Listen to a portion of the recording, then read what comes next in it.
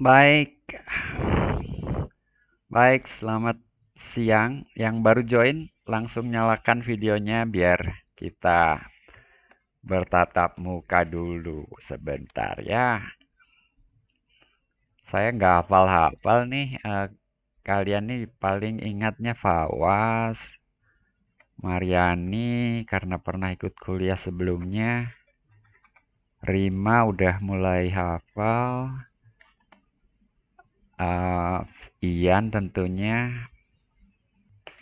Yang lainnya masih belum hafal. Ya tentu saya bisa baca namanya ya. Ada Sila Rizkina, Muhammad Hari, Julius Susanto mana videonya, Rizal Lestari mana videonya, Farel. Oh ya, Gabriel hafal dan dia belum masuk sekarang ya. Oh, belum saya admit, maaf, keasikan ngobrol.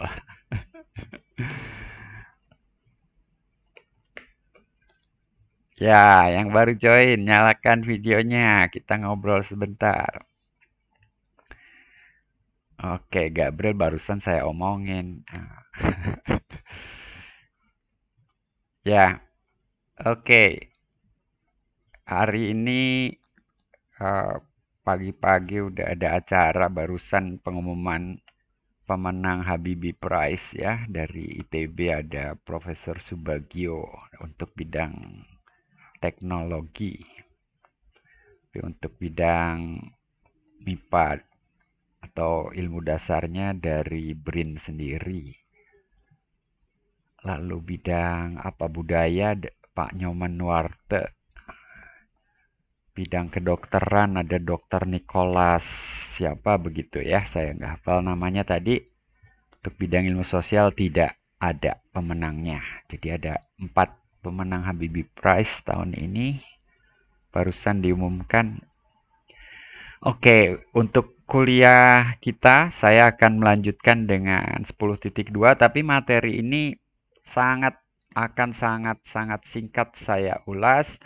Ini banyak eh, terkait dengan turunan orde tinggi, begitu, notasi, dan kemudian ada teorema Taylor yang akan saya sebut. Selebihnya yang tidak dibahas ya artinya juga tidak akan ditanyakan di ujian. Saya hanya memilih satu soal latihan saja dari subbab ini. Jadi ada beberapa yang saya lewat terkait dengan nilai eigen dan lain-lain. Jadi materinya tuh mampir dulu gitu ya ke eh, masalah nilai eigen. Nah, di situ saya pikir eh, agak keluar track, jadi saya lewat aja itu. Oke, saya akan share, boleh off videonya.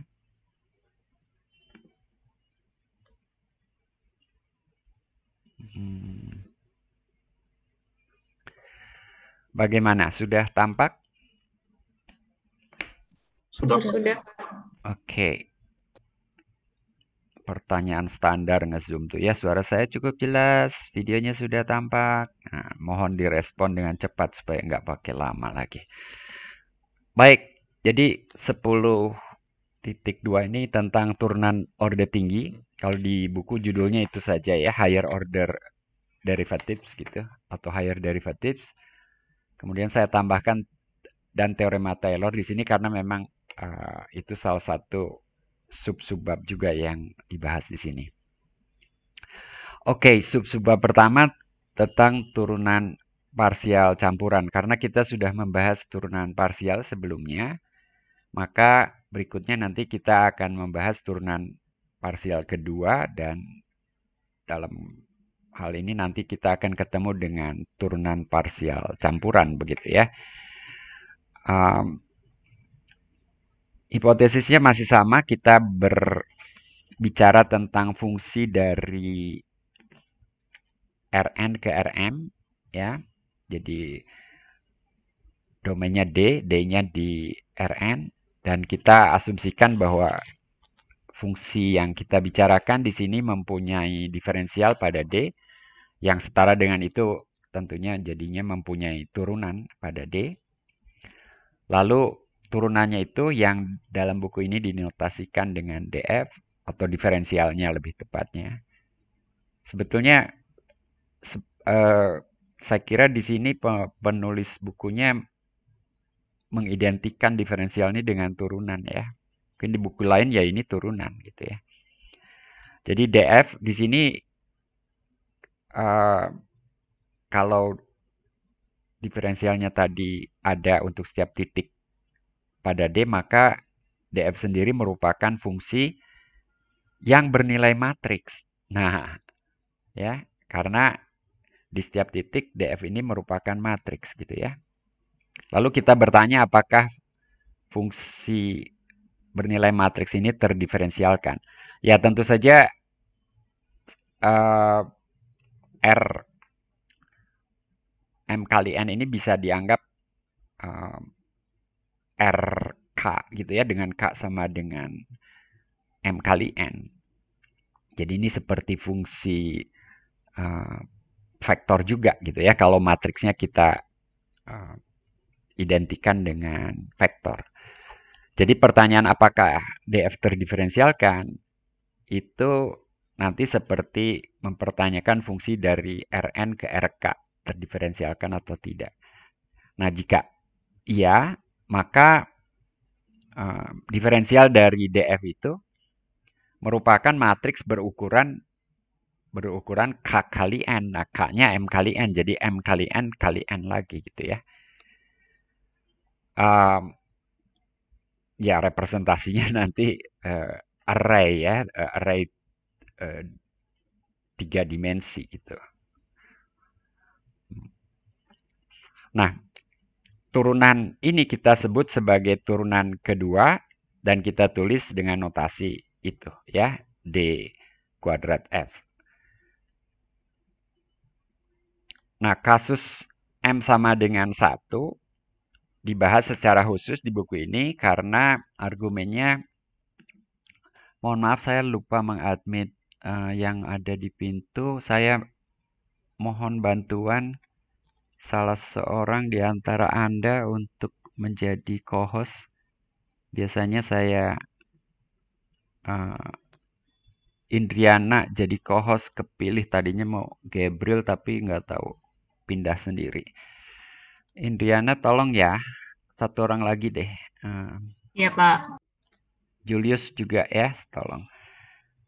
Mohon maaf yang baru di admit barusan, kuliahnya sudah dimulai tapi belum terlalu jauh. Saya mundur satu slide lagi deh. Jadi kita sedang membahas turunan parsial campuran. Jadi di awal saya menjelaskan motivasi dan pertanyaan pemicu dan kemudian notasi. Recording in progress. Notasi untuk turunan kedua, begitu ya. Nah, di buku kemudian dibahas secara khusus kasus M sama dengan 1 karena untuk kasus lainnya bagaimanapun nanti bisa diuraikan komponen-komponennya begitu menjadi fungsi dari Rn ke R kan gitu ya. Nah, jadi turunan kedua dari fungsi dari Rn ke R ini apa? Kita kenal turunan keduanya itu sebagai matriks Hess atau Hessian ya. Jadi kalau diterjemahkan mungkin matriks Hess. Jadi nama orangnya Hess. Yang tidak lain merupakan matriks dengan entry masing-masing ini turunan parsial kedua ya. Jadi sebagai contoh di sini atau saya tuliskan mungkin notasi seperti ini kalau boleh, D X. Perhatikan yang menjadi baris di sini justru yang di belakang ya. Jadi do F X I sebagai baris di sini ya. Kemudian J sebagai kolom. Jadi kalau barisnya I, kolomnya J, maka entry-nya itu adalah do XJ dari do F do XI. Betul ya, seperti itu. Nah, pertanyaannya kemudian untuk pembahasan berikutnya, apakah eh, apakah matriks ini simetris gitu ya. Jadi pertanyaan itu sama aja dengan apakah turunan campuran itu sama kalau ditukar urutannya. Jadi apakah ini, jadi di sini ini nggak enak membacanya ngelihatnya ya. Kalau Anda menulisnya seperti ini, itu yang di bawah do xj do xk. Jadi itu artinya turunkan terhadap xk dahulu, baru kemudian turunkan terhadap xj gitu ya. Nah, apakah kalau diubah urutannya menjadi terhadap xj terlebih dahulu, baru kemudian terhadap xk, apakah sama? Nah, ini pertanyaan penting karena nanti kita akan membahas teorema Taylor yang notasinya kalau tidak kita buat secara khusus akan jadi sangat ramai gitu ya. Saya tidak akan mengatakan notasinya sulit, tapi akan menjadi sangat ramai dan kita bisa kehilangan fokus karena notasi yang ramai itu gitu ya. Jadi pertanyaan ini penting. Ini iya kalau teorema ini menyatakan ini iya sama kalau si fungsinya continue ya. Jadi turunan parsial, maaf, tadi saya menyatakan fungsinya continue, seharusnya tentu saja fungsinya continue, tetapi kemudian dia juga punya turunan dan kemudian turunan parsialnya juga ada. Nah, teorema ini mempersyaratkan kalau turunan parsialnya orde 1 maupun orde kedua ada dan continue, maka turunan campurannya itu sama. Ya, nah ketika sama maka kita cukup menghitung salah satu saja. Jadi kalau sama maka kita cukup fokus ke misalnya segitiga atasnya saja gitu ya, misalnya seperti itu. Atau segitiga bawah, ya, termasuk diagonalnya. Nah, saya tidak akan membahas bukti ini juga sudah dibahas di kalkulus pubah banyak sih sebetulnya. Makanya subbab ini lebih ke arah mencatat apa-apa saja yang ada di situ ya. Jadi teorema ini menyatakan kapan turunan parsial campuran itu sama. Jadi tentu saja ini syarat cukup ya. Jadi turunan parsialnya continue. Turunan parsial pertama dan keduanya continue gitu ya. Nah, contoh kalau di KPB akan diberikan misalkan fx sama dengan x kuadrat tambah y kuadrat. Turunan pertamanya ini, turunan keduanya itu, dan seterusnya. Lalu dibandingkan, oh iya sama. Nah, kalau dicek tadi turunan parsial pertama dan keduanya itu memang continue gitu ya. Nah, berikutnya tentang turunan orde ketiga dan seterusnya yang kemudian kita sebut saja sebagai turunan orde tinggi, termasuk turunan orde kedua tadi. Ini kita harus punya notasi yang apa istilahnya, yang kompak gitu ya, notasi yang kompak. Nah, di sini Anda berkenalan dengan notasi multi-indeks ya.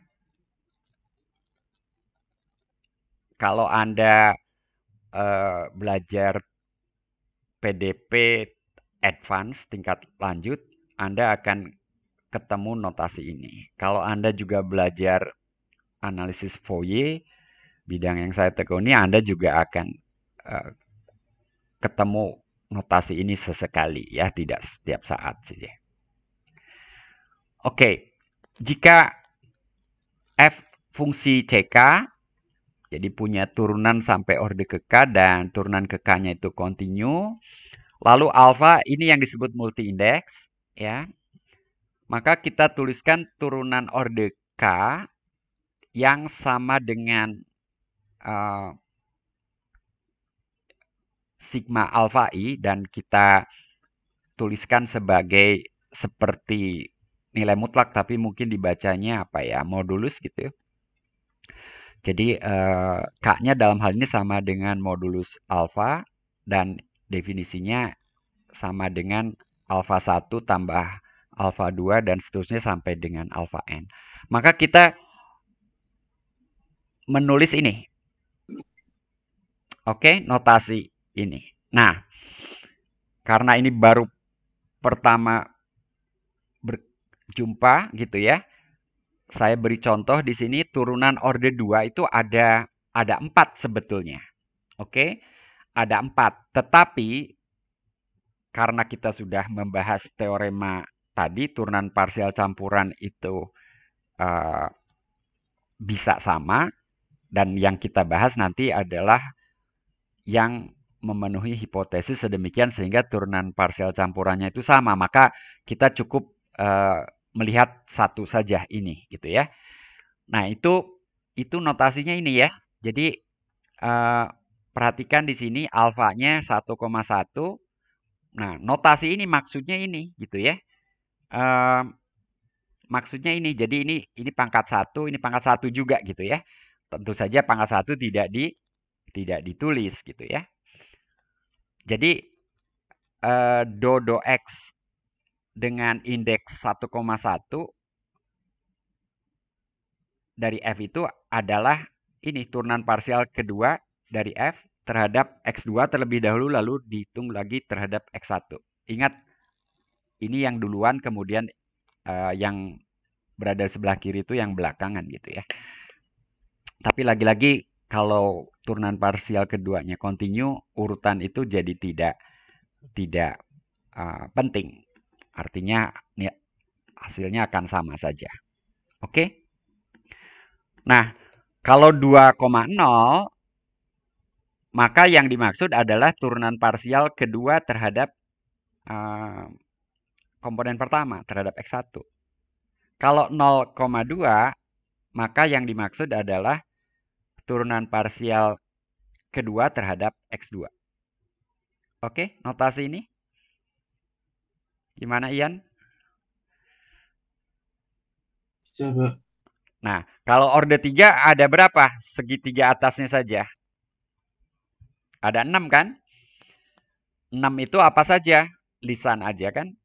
6 itu 111, lalu 1, ini harus sistematis ya.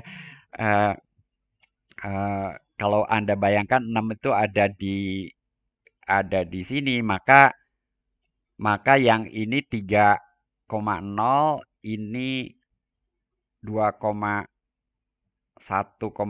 lalu itu 1,1,1 gitu ya. Lalu yang di situ apa, di situ apa, di situ apa. Saya serahkan pada Anda sisanya ya. Nanti kita akan ketemu notasi ini lagi ketika kita membahas teorema Taylor. Saya beri kesempatan untuk bertanya sekali lagi. Nggak ada? Kalau enggak, kita lanjutkan dan kuliah kita hari ini sangat singkat sebetulnya. Nggak ada pertanyaan ya?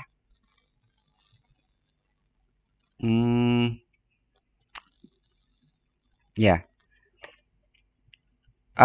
Ini Anda sudah kenal juga di KPB, bahkan mungkin di kalkulus semester 2, begitu ya. Misalkan F, fungsi dari Rn ke R, mempunyai turunan kedua yang kontinu, dan D di sini himpunan buka, yaitu persyaratan topologinya saja supaya di sekitarnya ada di sekitar suatu titik yang kita pilih itu masih ada suatu lingkungan buka gitu ya di dalam D. Jadi misal Y titik di D, suatu titik kritis. Titik kritis ini artinya apa? Turunan pertamanya 0. Nah, sekarang Anda bisa menulis turunan pertamanya 0 tuh begini. Alfa ini sama dengan 0 untuk alfa sama dengan 1 gitu ya. Jadi karena fungsinya di Rn, maka ini sama aja dengan yang memenuhi alfa sama dengan 1 itu misalnya alfa sama dengan 1, 0, 0. Tapi kan bukan cuma ini yang modulusnya sama dengan 1 gitu ya. Nah, ini saya memberi contoh alfa sama dengan 1, 0, 0, 0 terus. Itu artinya notasi turunan dengan multi indeks alfa ini artinya turunan parsial terhadap X1 gitu ya. Tapi kalau alfanya 0, 1, lalu 0, 0 terus, maka notasi turunan alfa ini berarti turunan parsial terhadap X2 gitu ya. Dan seterusnya. Oke, jadi notasi multi indeks itu bukan atau apa saya katakannya ya. Jadi saya nulis singkat seperti ini, tapi ini mewakili berapa turunan parsial? N turunan parsial gitu ya. Ya kalau saya tuliskan jadi N buah turunan parsial dan itu masing-masing turunannya 0 gitu ya. Itu yang dikenal dengan titik kritis, dalam hal ini titik stasioner sebetulnya ya. Nah, Anda sudah kenal ini ya, kalau Y itu minimum lokal atau maksimum lokal, maka turunan keduanya di Y itu mestilah definit tak negatif atau definit tak positif berturut-turut gitu ya. Nah, sebaliknya kalau turunan keduanya positif definit, maka jadi ini sebetulnya yang satu kontraposisi yang lain saya kira ya. Maka Y akan, kalau positif definit, maka Y akan merupakan minimum lokal sejati. Kalau negatif definit, maksimum lokal sejati. Oke, saya tidak akan membahas bukti ini. Anda sudah mengenal ini di KPB ya. Tapi silakan kalau ada pertanyaan. Nanti saya akan singgung ide buktinya dengan teorema dasar kalkulus. Dengan teorema Taylor ya, yang akan kita bahas setelah ini.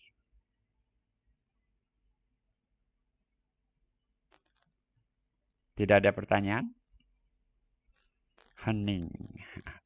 Oke, ini teorema Taylor yang dimaksud ya. Perhatikan sekali lagi dengan notasi multi indeks itu teorema Taylor untuk fungsi dari Rn ke R itu jadinya sederhana seperti ini, tapi saya akan berikan uraiannya dalam notasi yang kita kenal di S1. Sigma yang kompak singkat itu sebetulnya jadinya panjang gitu ya.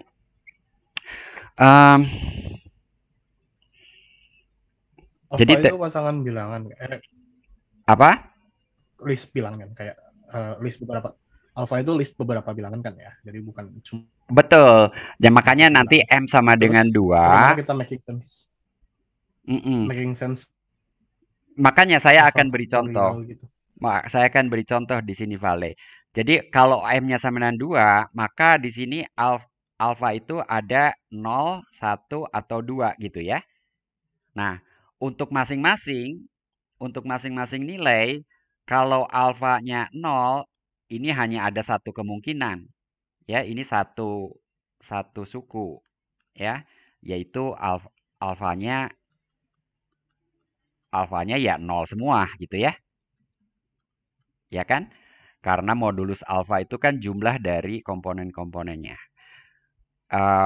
Tapi kalau alfanya sama dengan 1, ini ada n buah. Mungkin bukan suku, kemungkinan gitu ya. Satu kemungkinan. Kalau ini ada n kemungkinan, yaitu alfa 100, 010 dan seterusnya. Jadi singkat kata ini 0 lalu satunya pada suku ke I tertentu gitu ya. Tapi kalau alfa sama dengan 2, nah ini nanti kombinatorik Vale, ya kan? Ini ada n ambil 2 kan Vale ya. Gitu. N ambil 2 kemungkinan. Gitu. Jadi bisa 1, 1, lalu yang lainnya 0, 1, 0, 1, yang lainnya 0, dan seterusnya. Nah, ini ya silahkan Anda Anda ini daftarkan. Tapi sebelum saya bahas untuk M sama dengan 2, mungkin ini di slide halaman berikut deh ya. Halaman berikut, karena tempatnya udah tersisa sedikit. Nah, di sini saya mau menulis untuk M sama dengan 1 saja. Jadi untuk M sama dengan 1, untuk M sama dengan 1, T1 YX itu sama dengan apa sih? Ya, tentu saja ini sesuatu yang kita kenal. Kalau alfanya 0, maka X min Y pangkat alfa per alfa faktorial itu semua sama dengan 1. Dan do X pangkat 0 juga artinya sama dengan identitas saja 1 gitu ya. Dan kali F. Jadi tinggal FY saja. Gitu. Lalu tambah untuk alfa sama dengan 1. Nah, untuk alfa sama dengan 1 di sini ada 2 kan? Ada 2. 1 maaf. Saya salah. M-nya di sini nilainya N-nya variabel. Saya salah. Ini adalah kasus bukan M-nya yang 1. M-nya 2, tapi sebentar. Ya, M-nya 1 tapi N-nya 2. Oke. Betul yang tadi. Cuman saya harus juga mengasumsikan N-nya apa gitu ya. Di sini N-nya 2 saja deh ya. Karena kalau N-nya besar nanti panjang banget. Jadi alfanya di sini 1,0 atau 0,1 kan. Kalau N-nya 2 cuman itu. Nah, maka untuk alfa 1,0 kita punya ini kali X1 min Y1. Di urutannya dibalik, kalau saya tuliskan sesuai urutan dalam notasi sigma di atas, maka saya harus menulis ini dulu.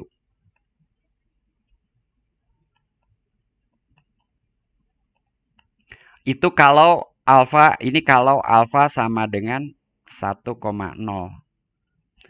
Lalu tambah. Jadi tadi tidak dijelaskan, notasi ini sendiri, X min Y pangkat alfa sendiri, itu harus diuraikan. Ya, kalau alfanya 1,0 berarti itu X1 min Y1 gitu ya. Nah, kalau alfanya 0,1, maka X min Y pangkat alfa itu sama aja dengan X2 min Y2. Dan turunannya adalah turunan parsial terhadap X2. Begitu. Dan ini tidak lain persamaan apa? yang kalian kenal, ini polinom Taylor orde 1 untuk F ya. Ini tidak lain persamaan apa, Fawas? Kalau Z sama dengan ini berarti ini persamaan. Saya udah beri ilustrasinya waktu itu. Persamaan bidang singgung kan? Di Y ya.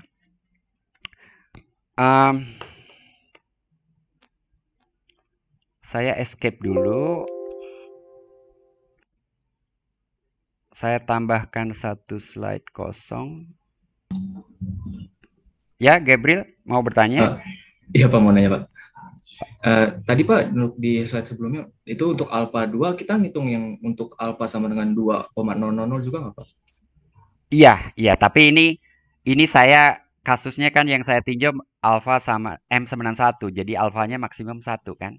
Oh, oke, berarti kemungkinannya lebih dari yang Iya, Bapak iya. tulis itu ya. Ini kan halaman berikut, saya mau bahas sekarang. Ini Oke, Pak. tempatnya udah nggak cukup di sini, dan saya bagaimanapun barangkali harus mulai dengan M91 dulu ya supaya bayangannya jelas. Oke? Oke, thank you Pak. Oke. Nah, berikutnya untuk M sama dengan 2, dan saya harus ngambil kasus N sama dengan 2 juga ya, supaya nggak terlalu banyak ya. Jadi, nah ini warnanya jadi biru. Jadi untuk M sama dengan 2, dan N juga 2 ya. Jadi N2 itu artinya variabelnya X1, X2 saja. Maka di sini nanti alfa itu kan bisa 0, bisa 1, bisa 2 gitu ya. Jadi T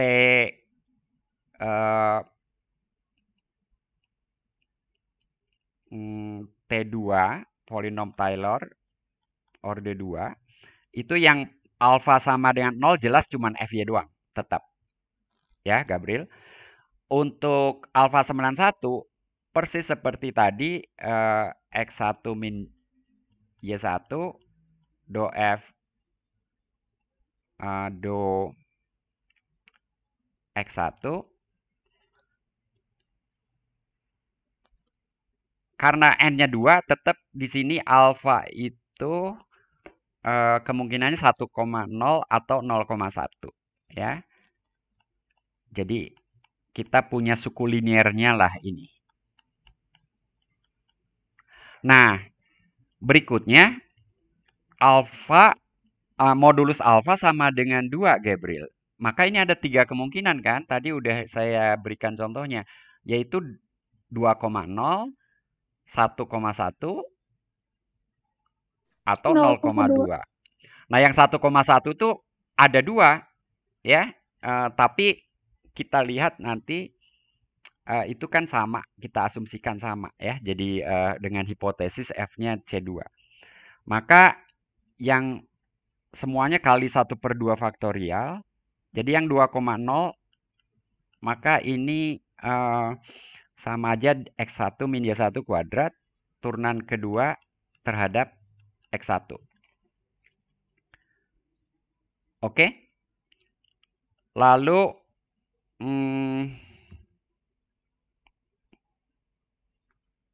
kita punya X1 min Y1, X2 min Y2. Ini kalau alfanya 1,1, turunan parsial kedua terhadap X1, X2. Maaf. Kecepatan nulis indeksnya.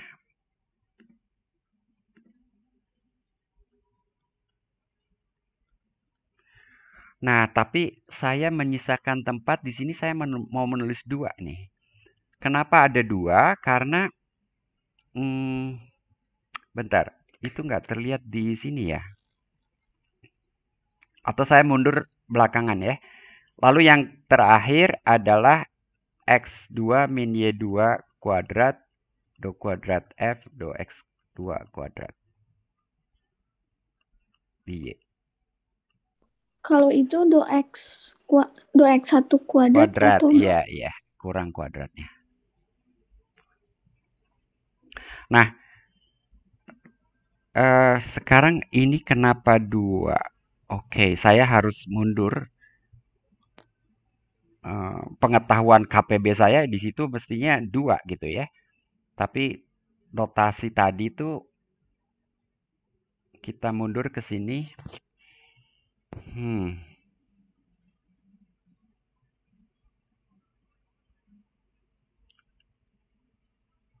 Alfanya yang terkait tentu 1,1.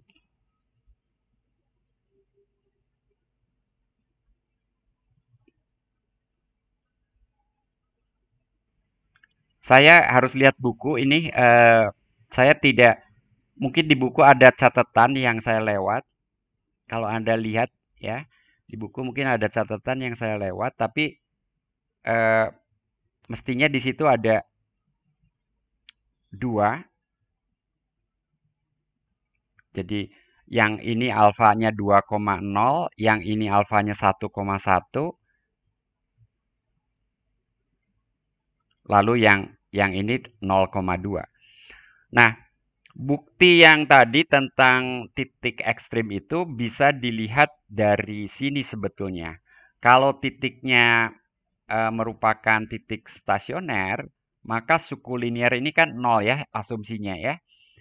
Begitu. Sehingga yang tersisa adalah Fy dan setengah kali bentuk kuadrat ini yang dalam kurung siku. Nah, pertanyaannya tinggal di sini. Yang dalam kurung siku ini apakah dia definite positif atau definite negatif begitu ya. Kalau iya maka kita bisa menyimpulkan T2YX itu lebih besar atau lebih kecil daripada Fy kan gitu. Nah, definite positif atau definite negatif bentuk ini itu akan pada akhirnya berujung pada diskriminan dari bentuk ini seperti persamaan kuadrat lah gitu ya. B kuadrat min 4AC dan seterusnya gitu ya. Jadi dari situ sih. Nah, hanya di buku dibahas secara teliti sehingga kemudian muncul konsep-konsep nilai eigen dan seterusnya.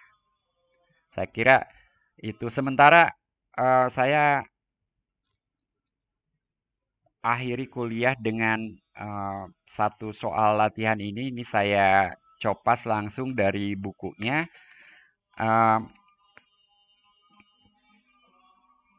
Jadi untuk fungsi affin yang kalian tentunya sudah kenal, dia tuh meminimumkan bentuk sigma ini. Nah, kalau dia meminimumkan bentuk sigma tersebut gitu ya, buktikan bahwa si Hessiannya positif definite. Jadi terkait juga barangkali dengan penjelasan saya tadi. Oke. Saya akan jelaskan ini nanti tentang 2 ini di kuliah yang akan datang ya. Saya stop sharing. Apakah ada pertanyaan? Tadi banyak yang terlambat masuk ya, Kemal dan kawan-kawan tuh. Nanti ditonton lagi aja videonya dari awal. Buat yang teman-teman yang hadir sejak awal, apakah ada pertanyaan? Mungkin mau tanya Pak, tadi terkait di slide C yang kemungkinan untuk alfa sama dengan 2. Itu maksudnya banyak kemungkinan yang A1-nya ada 2 gitu ya, Pak? Di mana? Di sini? Sebelumnya, Pak. Nah, itu yang alfa sama dengan 2, modulus alfa sama dengan 2, itu ada Iya, N2 kan kemungkinan. kalau N-nya bayangkan N-nya 3 ya. Kalau N-nya 3, maka alfanya itu kan bisa 110, ya kan? Bisa 101. Masih banyak lagi, bisa 200, ya kan? Bisa 020. Ini yang satu itu bisa satu lagi 011 kan? Lalu bisa 002 kan? Oh, berarti yang 2,00 itu tidak dihitung gitu, Pak, atau gimana, Pak? Ini 2,00. Maksudnya kalau saya hitung kombinasi 32 kan hanya jadi 3, Pak. Oke, oke. Inilah yang tadi terkait dengan segitiga atas, segitiga bawah. Ada 6. Rumus umumnya apakah ini Anda cek lagi deh. Ini masalah kombinatorik aja kan sebetulnya. Tapi kita bisa list. eh, jadi mungkin saya salah memang rumusnya tadi. Tapi apakah kemudian yang betul cuma dikalikan 2 begitu saja atau rumusnya lain lagi? Terima kasih Pak Was. Oh iya Pak, mungkin kalau kayaknya sih Pak, kalau di buku kayaknya N kali N plus 1/2 kayaknya sih Pak. Kalau yang apa cuma ngambil segitiga atas dan diagonalnya gitu. Iya, misalnya kalau saya ambil ini itu artinya do x 1 do x 2 saja ya. Gitu kan? Yang ini do x 1 do x 3 gitu ya. Mestinya ada 6 sih. Oke, hal seperti ini bisa Anda baca untuk pastinya. Yang pasti saya sudah memberikan makna dari notasi multi-indeks itu dan contoh konkret ya, M-nya sekian, N-nya sekian gitu ya. Saya tentu saja bukan penghafal rumus berapa banyak kemungkinannya itu, tapi tadi saya terlalu cepat aja barangkali memberi memproses berapa banyaknya itu. Jadi oke, saya kira saya bisa cukupkan kuliah kita hari ini dan kita ketemu lagi minggu depan membahas Recording stopped. bab 13 ya. Oke? Terima kasih, Pak. Sampai minggu depan.